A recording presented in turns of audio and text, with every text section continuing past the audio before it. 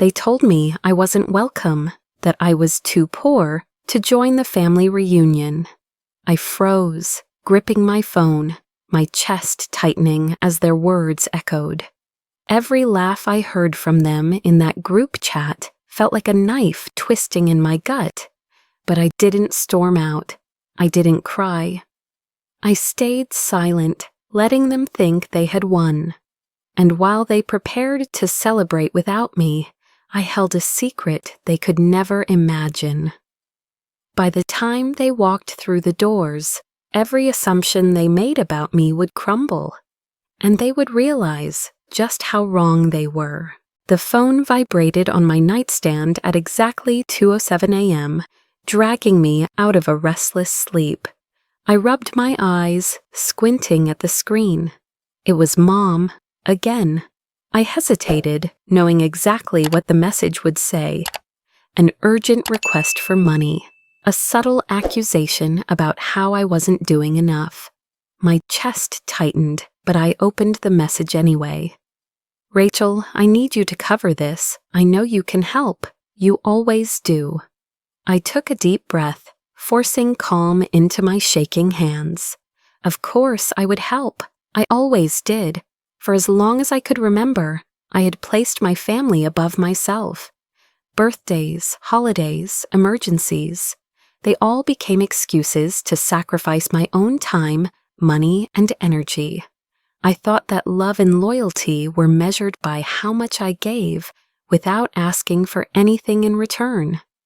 Attachment theory, cognitive dissonance, childhood conditioning. None of these terms were part of my vocabulary back then. I just knew that I cared, and therefore I must be doing the right thing. Even as my wallet emptied and my calendar overflowed, I clung to the belief that family love was unconditional and that I would never be blamed for helping.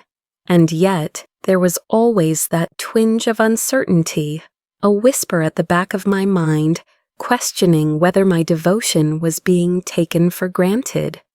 Sometimes, late at night, I would lie awake and ask myself if the loyalty I had cultivated was a trap.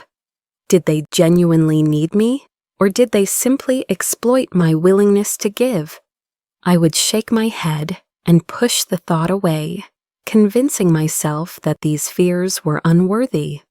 As I scrolled through old photos on my phone, memories surfaced uninvited. Childhood snapshots, holidays where I had cleaned the house alone while everyone else went off to play. Teen years when I had lent my allowance to a cousin who complained I never contributed enough. The flashbacks were sharp, a reminder of how consistent my family had been in leaning on me, expecting without acknowledging. My heart ached in a familiar rhythm, the same ache I had learned to swallow silently. This was my normal. I tried to recognize the patterns, even if subconsciously. There were red flags I had ignored for years, signals so subtle I convinced myself they were insignificant. Financial manipulation had begun with small loans I was expected to cover, then escalated into covering their debts without question. Gaslighting took shape in their casual remark that made me doubt my own recollections, as if my memory of events was less reliable than theirs. Emotional blackmail emerged in quiet, insidious ways. Guilt, subtle shaming, reminders of all I had failed to do. Isolation crept in when I realized they discussed matters without me, conversations I would have assumed included me, only to find out I had been left out. Secrets multiplied, growing like shadows I didn't notice until they were nearly suffocating. I thought back to the group chat I had never been added to, the one I had stumbled upon accidentally a week ago. Their words had been blunt, even cruel. They discussed my life as though I were a distant observer, not part of the family. "She'll never understand how it really works," one message read. Another chimed in with a laughing emoji. She thinks she's helping, but she's just throwing money away. The sting had been immediate, a sharp contrast to the warm, familiar affection I had always assumed. How had I missed it? How had I convinced myself that love was the reason behind every interaction? The more I pondered, the more the reality pressed down on me. My trust had become a vulnerability, my generosity a weapon turned against me. Every call for help, every silent expectation had been meticulously layered, building a structure where I could always be counted on and always be taken for granted. The thought twisted in my chest. Could all the love I had invested in my family really have been nothing more than an investment for their convenience? Even as I felt the familiar swirl of self-doubt, I clung to small comforts. The laughter I shared with cousins, the quiet smiles from a parent who genuinely meant well once in a while, the tangible memories of moments when we had genuinely connected. These were the pauses in the storm, the little breaths of relief that allowed me to see myself not as weak, but as compassionate. It was in these pauses that I reminded myself feeling hurt didn't mean I had failed. Feeling used didn't erase the value of my empathy. And yet, as I scrolled back through the messages, the truth loomed larger with each word. The pattern of manipulation, the subtle disregard for my needs, the unspoken hierarchy of family expectation. It had always been there. I could no longer deny it. But the most shocking realization wasn't the money, or the exclusion, or even the silent mockery I discovered in that secret chat. It was that, after years of devotion, the betrayal I had ignored for so long had been building towards something far worse. I could feel it in the quiet moments before dawn, in the pause between messages, in the hollow ache that had become a companion of mine. Something larger was coming, something that would challenge every assumption I had about loyalty, family, and the cost of kindness. I placed my phone down, heart still pounding. I knew I couldn't pretend any longer. My trust had been weaponized, my generosity used against me, and the cracks in the foundation of family love were too wide to ignore. But what could I do with this awareness? How could I transform this pain into something that would finally make sense? Something that would give me power instead of leaving me vulnerable. I didn't have the answers yet, but for the first time in years, I felt the first spark of clarity. And in that moment, I understood. The real test of loyalty was not giving endlessly. It was knowing when to reclaim my own life. And as the first rays of morning crept through the blinds, a single thought lingered, heavy and urgent. The worst was yet to come. I hadn't meant to stumble across it. I had been scrolling through my messages, mindlessly checking notifications, when a name popped up, one I didn't recognize in a group chat I hadn't been added to. Curiosity made me tap. And there it was, my family laughing, mocking, dissecting every choice I had made over the years. Each message felt like a punch, each emoji a small reminder of how little I mattered to them. The shock hit me like ice in my veins. I couldn't breathe for a moment, staring at the words that dissected my life with cruel precision. They discussed my financial struggles, the ways I had tried to help over the years, and every contribution I had made was twisted into a joke. One cousin typed, "She thinks she's helping, but it's all wasted. Maybe she'll finally learn." A second chimed in, "All that money she sent, probably for nothing." My stomach turned, and there it was, the subtle dagger hidden in plain sight. One member even reminded the group how I had lent money years ago, treating it like some personal failing. I felt a hot rush of humiliation. My chest tightened, my hands shook, and yet I didn't reply. I couldn't. I just read, and the more I read, the more my disbelief turned into a quiet, simmering anger. It was almost surreal, the way betrayal could feel like a living thing. The same family I had once idolized, the same people I had sacrificed for, were now dissecting me like I was an outsider looking in. And yet, amidst the hurt, I found an odd pause, a beat of clarity. This pain, though sharp, was not the end. It was a signal, a marker that my assumptions about loyalty and love had been wrong all along. The realization was bitter, but it carried weight. I had been blind, and that blindness had been exploited. I leaned back in my chair, letting the initial shock pass. The humiliation was still there, but I allowed myself a brief pause, a moment of quiet reflection. I thought of the nights I had stayed up late, helping cousins with work or personal problems. The weekends I had given up to drive family members across town. The countless times I had opened my home and wallet without complaint. All of it had been used, twisted, and dismissed. The anger began to rise, subtle at first, like a tide creeping up the shore.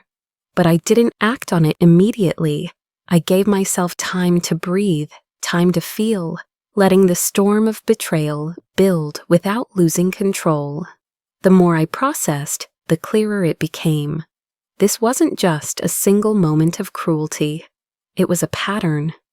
Years of subtle undermining, passive-aggressive comments, silent expectations, all adding up to a cumulative erosion of respect and acknowledgement. My contributions had been weaponized against me, and my trust had been taken for granted. And yet, amidst the humiliation and shock, I sensed the first spark of something dangerous possibility. If they thought they had the upper hand, they had no idea what was coming. I closed my eyes for a moment, remembering the private conversations, the small victories I had once celebrated quietly, the self-satisfaction that came from helping without recognition. That small joy reminded me of who I really was, separate from the group chat and their mockery. It was there, in that brief internal refuge, that I understood I didn't need to explode, didn't need to lash out. A revenge would be far more effective if it was calculated, if it was strategic, if it hit exactly when it would matter most.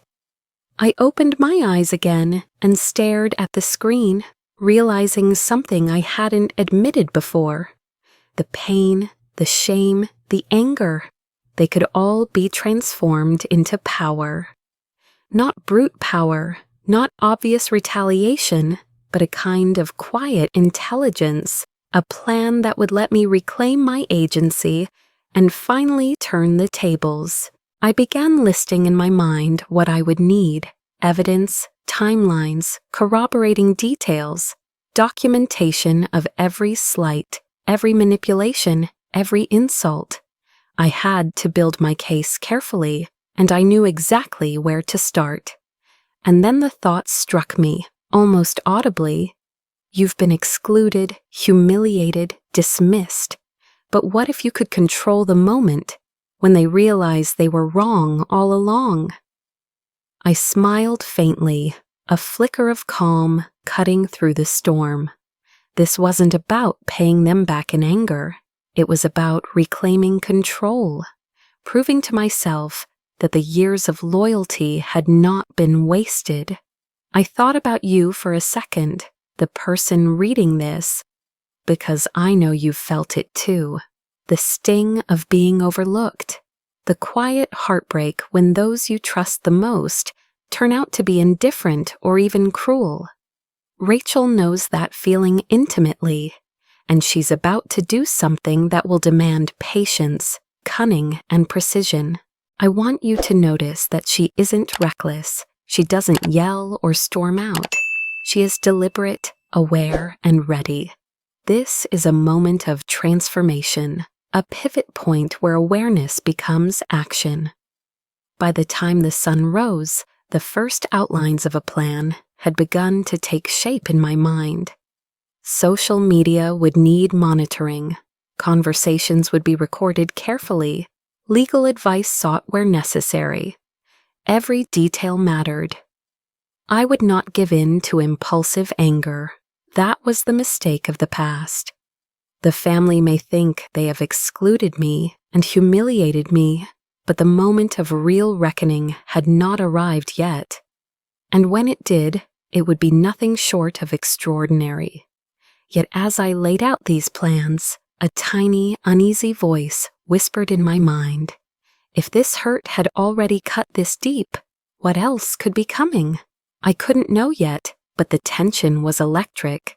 Every slight, every forgotten kindness, every assumption they had made about me was building toward something far beyond their imagination.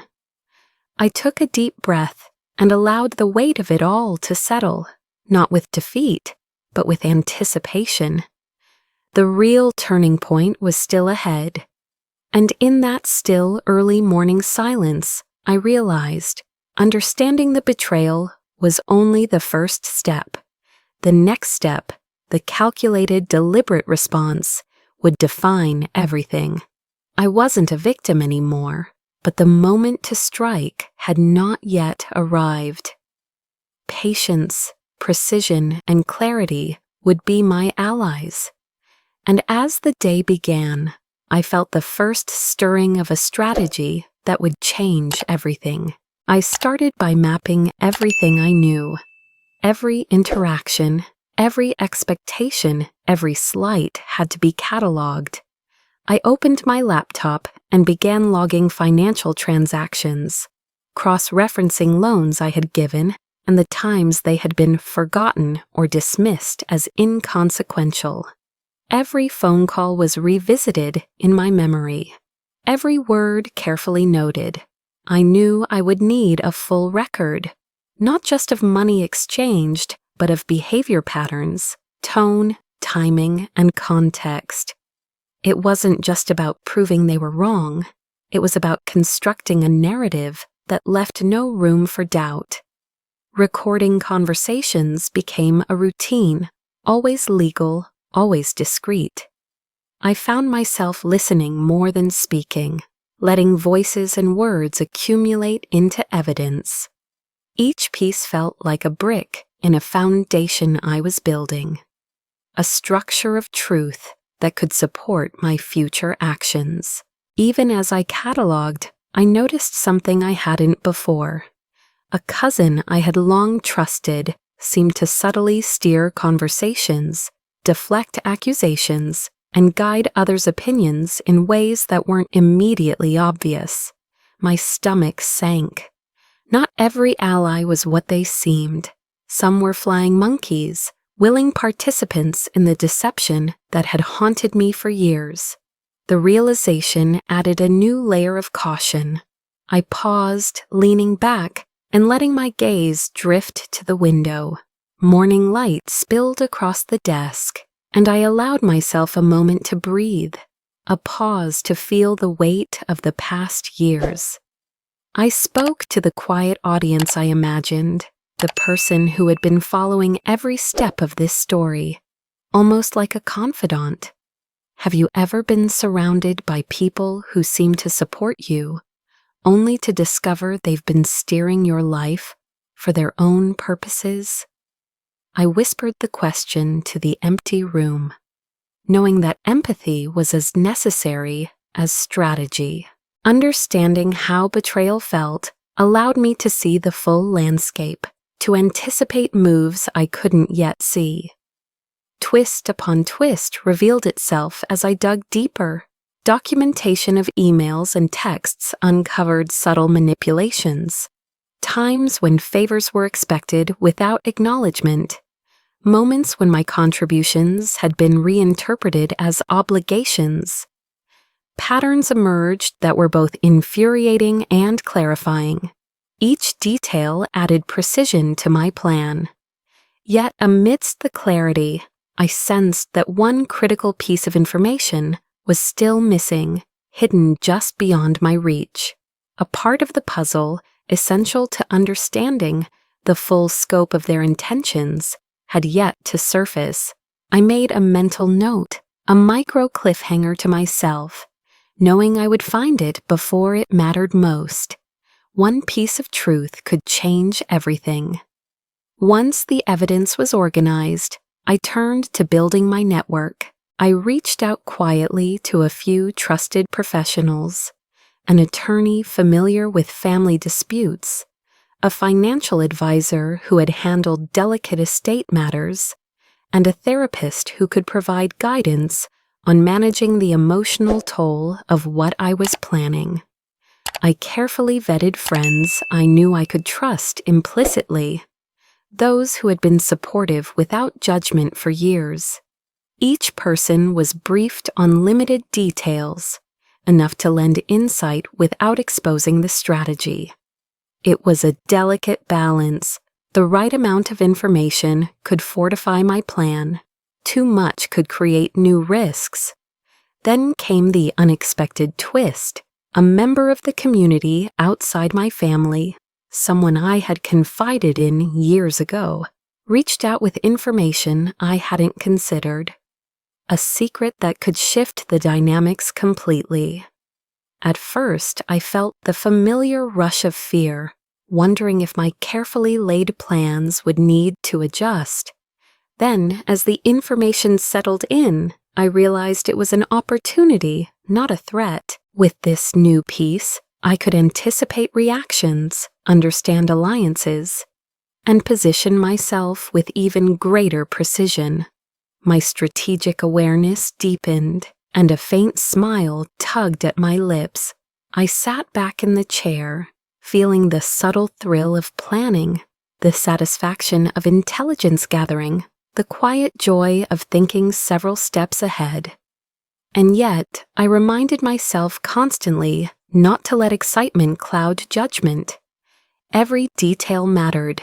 Timing, context, presentation, and patience were crucial. The plan was no longer just about revenge. It was about clarity, fairness, and reclaiming control over my own narrative.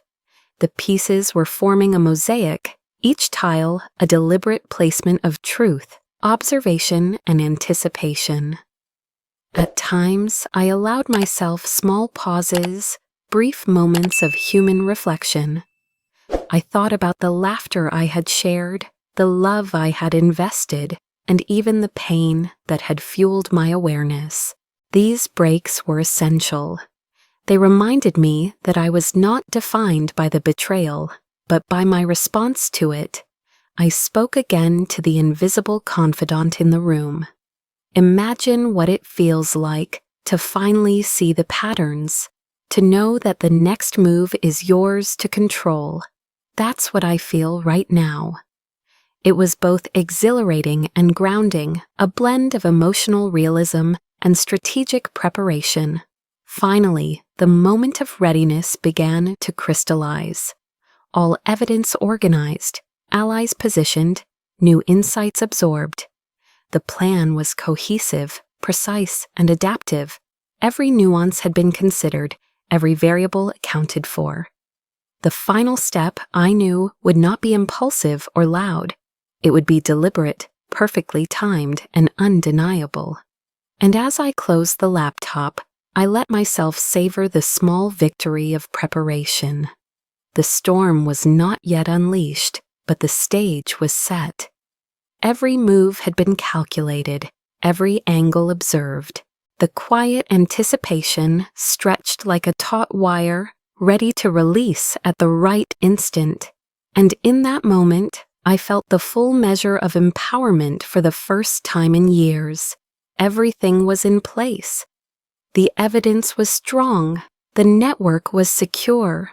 All that remained was to wait for the perfect moment to act. I glanced around the room, exhaling slowly. The pieces were aligned, yet one truth remained elusive, just out of reach, waiting to reveal itself at the exact right time. And when it did, I would be ready.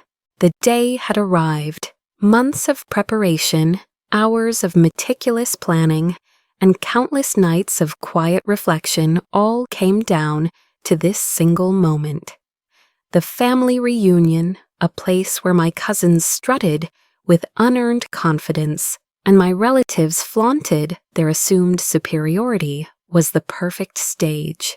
I walked through the streets toward the hotel, my steps measured, my mind steady.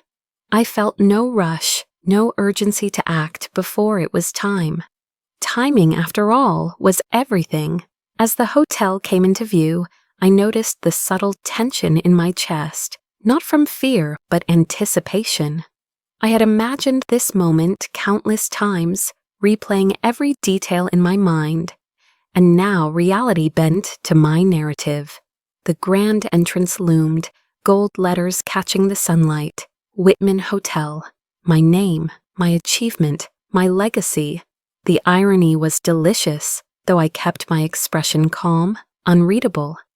They arrived, first one, then another, laughter spilling into the air, oblivious to the storm awaiting them. And then, as their eyes scanned the lobby, confusion struck like lightning.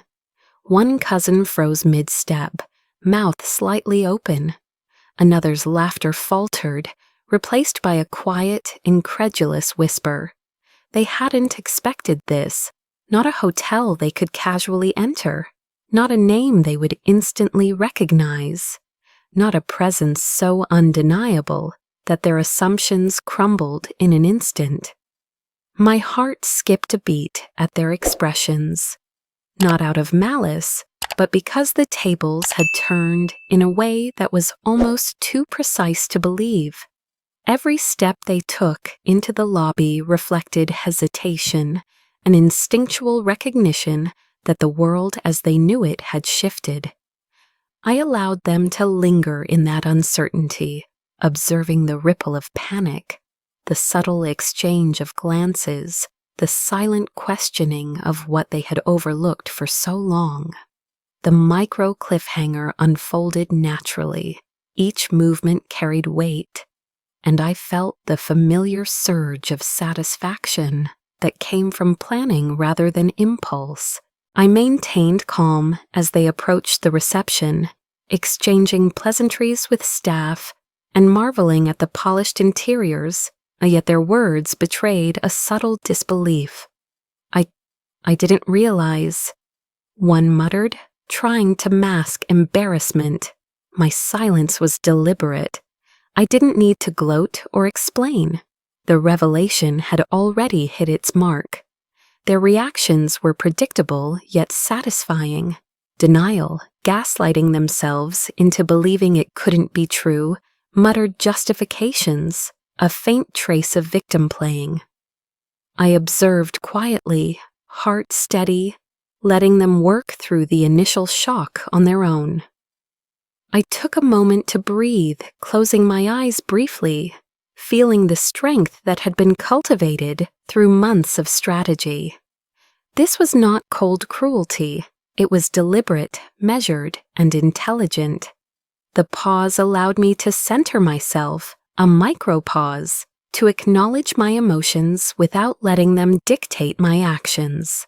The power in stillness, in controlled patience, was as potent as any evidence or plan I had assembled.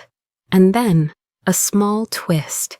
A family member, perhaps sensing the humiliation of others, attempted to intervene, to restore dignity or soften the blow.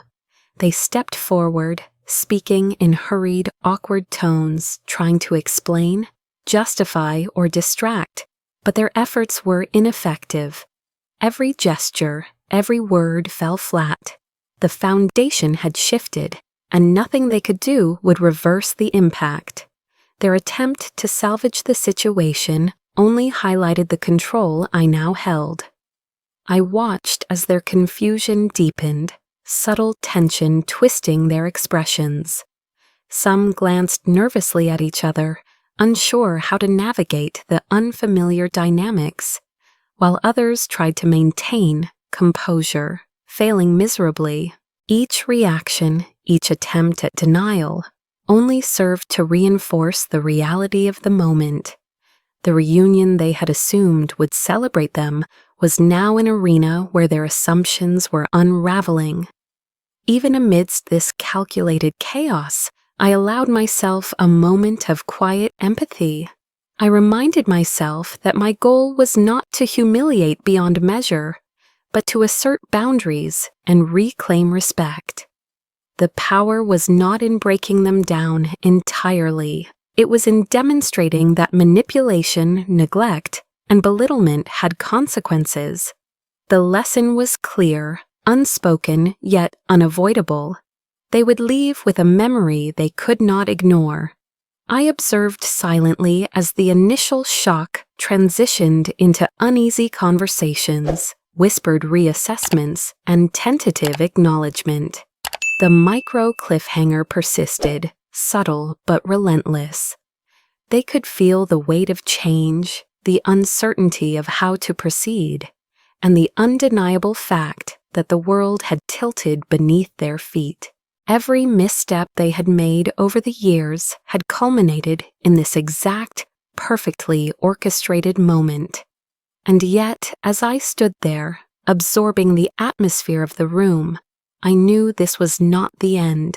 The primary revelation had occurred, but there was still a final twist to be revealed. A subtle maneuver that would ensure the lesson was complete, the balance restored. I allowed the anticipation to build, letting them sense that the situation was still unresolved, that their assumptions might still be further challenged. In that quiet, controlled observation, I recognized the culmination of strategy, patience, and emotional intelligence. I had executed my plan with precision, navigating the complex dynamics of betrayal, loyalty, and family expectations. And even as they shuffled through their emotions, denial, embarrassment, disbelief, one thought lingered above all. Everything had changed, but one final revelation remained, poised to arrive at the perfect moment. The room was charged with tension, yet there was no chaos, no shouting, no spectacle. It was the silent power of preparedness, the quiet assertion of boundaries, and the precise unfolding of truth that commanded attention. I inhaled slowly, feeling the surge of control and clarity, aware that this was the turning point. The family reunion had become the stage for reckoning, and every move they made now was under the influence of the narrative I had constructed. And as the final guests moved through the lobby, still processing the unexpected reality, I felt it. The culmination of patience, observation, and careful planning was about to give way to a final subtle twist, one that would leave them irrevocably aware of the power they had underestimated. The shock of that reunion lingered long after the last guest had left. My family was no longer simply surprised. They were confronted with the consequences of years of disregard, subtle cruelty, and manipulation. Whispers spread through social circles, and messages arrived from acquaintances who had been aware of my contributions, but never knew the full scope of the family dynamics. Financial missteps that had been glossed over, assumptions that my generosity would always cover gaps, and careless boasts of superiority were suddenly exposed under the light of truth. The social repercussions rippled faster than I could have imagined. I watched quietly as their reputations subtly shifted. Colleagues, friends, and even distant relatives who had once taken their side now paused, reconsidered, and reevaluated the stories they had been told.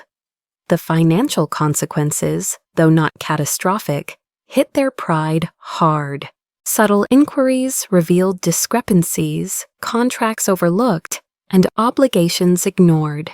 My careful documentation and evidence collection had created a tapestry of undeniable facts that left no room for excuses or justifications.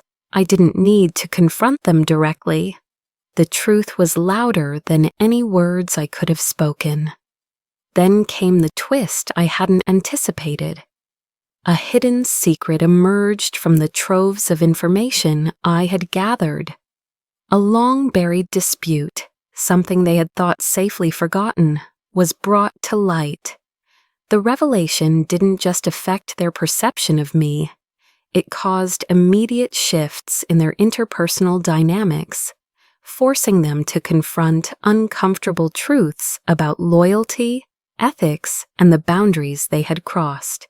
Their attempts to dismiss it as coincidence or misinterpretation fell flat. Every carefully maintained facade crumbled, exposing the very vulnerabilities they had once wielded against me. I allowed myself a quiet sigh. The satisfaction wasn't in humiliation, nor was it in revenge for revenge's sake. It was in justice, a measured, deliberate return to balance. I reminded myself that this was not about holding on to anger. It was about reclaiming my space, my dignity, and my agency. My freedom wasn't contingent on their shame. It was a product of the clarity and control I had built for myself. I took a deep breath and let the tension leave my body, acknowledging that for the first time in years, I could feel unburdened. Financial independence became tangible as well. The hotel and my other ventures, previously just goals, now represented real power, the ability to direct my own life without reliance on anyone who had ever undermined me. I reveled in the freedom to make decisions that affected my future, unshackled from expectations or guilt imposed by others. Emotional freedom came with it. I no longer questioned my worth or doubted the integrity of my choices. The liberation was complete and yet subtly complex. The stakes of my earlier efforts had been high, and the satisfaction deepened because of it. Even as I felt the triumph of reclaiming my life, I considered the ripple effects. I thought of others like me, quietly suffering, constantly giving without acknowledgement, silently enduring betrayal from those they trusted most. My journey, though personal, became a silent lesson, a demonstration that boundaries, intelligence, and patience could dismantle even the most entrenched dynamics of manipulation. I imagined a cousin, a friend, or someone in the audience reading this story and thinking, perhaps I too can take control. Perhaps I too can redefine the relationships in my life. A subtle twist emerged in the personal interactions afterward. Someone who had once actively undermined me approached cautiously, hesitant, unsure how to navigate this new reality. For the first time, they were forced to respect boundaries, to recalibrate expectations, and to recognize the person I had become. There was no celebration in seeing them adjust. They had earned no apology, but a quiet, satisfying acknowledgement that control could shift when intelligence and patience were applied. The micro cliffhanger persisted even as satisfaction settled. My family's lessons had been learned through revelation and consequence, yet the next steps in life remained open. What would I do with this freedom? How would I construct the next chapter of my life in a world no longer dominated by the weight of manipulation? The audience reading this could breathe, yes, but the questions lingered, subtle and inviting. Rachel had reclaimed her power, but her journey was not over. Through it all, I maintained empathy. I did not cultivate hatred. I did not seek vengeance in anger. My satisfaction came from the deliberate execution of strategy, from witnessing fairness restored, from knowing that those who had tried to control me were now faced with accountability. In quiet moments, I reminded myself that forgiveness was not a requirement, but peace and self-respect were. And that peace allowed me to reflect, plan, and envision the future without the shadow of past betrayals. As the days passed, the reverberations of the family reunion continued to unfold. Conversations that had once ignored my contributions now acknowledged them openly. Small gestures, once taken for granted, were reevaluated. The people who had dismissed or mocked me were now confronted with the power of preparation, observation, and patience. And even though the tension lingered faintly, the knowledge that justice had been served brought a clarity I had never known. Ultimately, this chapter of my life closed not with fireworks or loud declarations, but with a quiet, resonant understanding. The truth, carefully revealed, had its own power. The subtle lessons, the ripple effects, and the measured consequences created a new equilibrium. I felt free in every sense, financially, emotionally, and socially. And while some questions remained, how I would continue building my life, who would reappear, and what boundaries I would enforce next, one undeniable fact prevailed. I had reclaimed agency, integrity, and the right to define my own destiny. The morning sun poured through the windows of my apartment, casting warm light across the clean, uncluttered space I now called my own. For the first time in years, I felt the quiet thrill of control over my life, a freedom that had nothing to do with my family's expectations and everything to do with my choices. I began with boundaries, unbreakable, firm, yet not cruel. Phone numbers were restricted, digital access limited, social media filtered to protect both my privacy and my peace.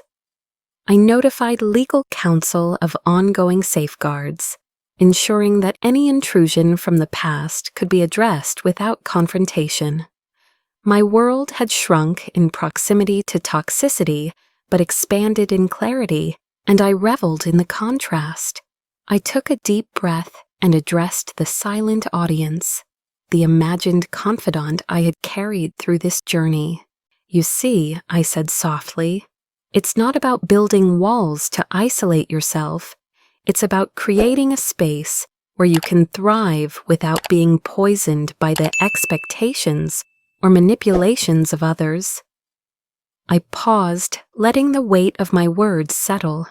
There was power in restraint, in the ability to observe, reflect, and act deliberately. This was not vengeance, it was preservation, and it felt like liberation. One day, a message arrived from a family member, someone who had once been complicit in the manipulations, requesting to reconnect. I read it carefully, feeling the familiar tug of old emotions, curiosity, residual hope, the faint ache of nostalgia.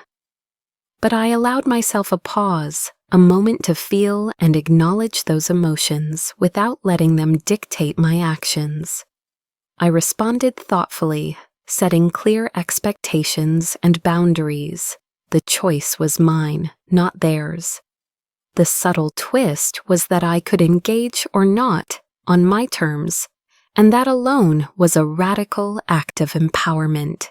Time, energy, and money, once siphoned into the expectations of others, were now mine to allocate. I invested in projects that had been sidelined, creative endeavors I had postponed, and learning opportunities I had long dreamed of pursuing. I rediscovered the joy of writing, of speaking, of shaping ideas into tangible outcomes. Each step felt deliberate, measured, and infinitely satisfying. My personal growth was no longer reactive, it was proactive, fueled by curiosity and ambition, not guilt or obligation. Relationships transformed as well. I cultivated a chosen family, a network of friends and colleagues whose loyalty, respect, and empathy were genuine. There were no assumptions, no silent expectations, just mutual support and trust. These connections provided not only companionship, but a sounding board for ideas and a source of grounded feedback. I realized that community could be curated, and choosing carefully who belonged in one's inner circle was itself a form of empowerment. As I continued to build, I noticed subtle shifts within myself. Confidence replaced doubt, clarity replaced confusion, and patience replaced impulsivity. Every decision was informed by experience and reflection, and every achievement reinforced the lesson that boundaries were not limitations. They were protective frameworks enabling growth. Even small successes, a smoothly executed project, a well-received article, a moment of creative inspiration, were milestones in a life I was reconstructing with intention and care. Financial independence became both a practical and symbolic marker of autonomy. I managed resources that once felt tenuous, directing investments, expanding the hotel, and exploring new ventures. Each step reinforced the realization that control over one's material world translated directly into freedom of choice. The anxiety that had once accompanied financial decisions evaporated, replaced with a quiet confidence in my own judgment and capabilities. At times, I revisited memories of the past, the betrayals, the exclusions, the small humiliations, but I approached them with curiosity rather than resentment. These reflections were not anchors but guides, reminders of what I had endured and what I had overcome. I shared these lessons silently with the imagined audience, hoping that others navigating similar challenges might find resonance in my experience. Boundaries, patience, and strategic intelligence were not abstract concepts. They were tools that allowed me to reclaim the life that had always been mine to shape. There were still moments of choice, moments where old dynamics tested the limits I had set, but I met them with calm deliberation.